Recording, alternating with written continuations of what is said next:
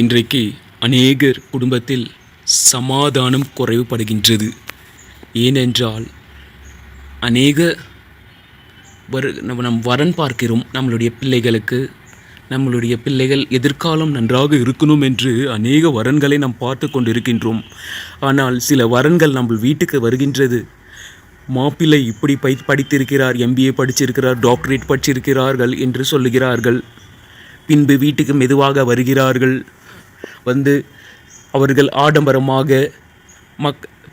ஒரு மாமனார் வீட்டை எப்படி அவர்களுடைய மனதில் தந்திரமாக செயல்பட்டு கொண்டு வருகிறார்கள். அவருடைய இருதயத்தில் எப்படி அவர்கள் கவர்ந்து கொள்ள வேண்டும் என்று வருகிறார்கள். முதலாவது அவர்களுக்கு தேவையான தின்பண்டங்களை கொண்டு வருகிறார்கள்.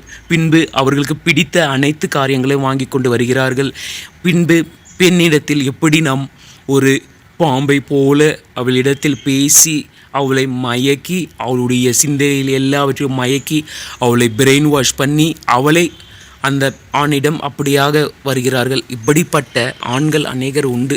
இதனால் குடும்பத்தில் பிரிவினை உண்டாகுகிறது. பெண்ணுடைய பெற்றோர்கள் இன்றைக்கு அதிகமாக கஷ்டப்பட்டு வேலை செய்து சம்பாதித்து வைத்திருக்க சொத்துக்களை மூன்றாவது மனிதனாகிய மாப்பிள்ளை என்று சொல்லுகிற அந்த மாப்பிள்ளை மொத்தமாக எனக்கு தான் சேர வேண்டும், எனக்கு தான் முதல் உரிமை உண்டு, அந்த வீட்டில் உள்ள பெண்களுக்கு அடுத்த பெண்களுக்கு அவருடைய சகோதரிகளுக்கு இடம் கிடையாது, முதலாவது எனக்கு தான் உரிமை உண்டு என்று மருமகன்கள் கூறுகிறார்கள். சொந்த பெண்ணுக்கு கூட பிறகுதான் உண்டு என்று சொத்துக்களை சொல்லுகிறார்கள். இப்படிப்பட்ட அநேக ஆண்கள் இருக்கிறார்கள், மருமகன்கள் இருக்கிறார்கள். தயவு செய்து நீங்கள் உங்கள் பிள்ளைகளுக்கு வரன் தேட வேண்டும் என்றால், குடும்பம் நன்றாக இருக்கின்றது, ஆடம்பரமாக இருக்கிறார்கள், படித்திருக்கிறார்கள், அந்தஸ்து இருக்கின்றது, உயர்வு இருக்கின்றது என்று நீங்கள் தயவு செய்து தேடாதீர்கள். அவன் ஒழுக்கமாக கடவுள் பக்தி உள்ள மகனாக இருக்கிறானா என்று ஆராயுங்கள். கடவுள் பயம் இருக்கிறதா என்று ஆராயுங்கள்.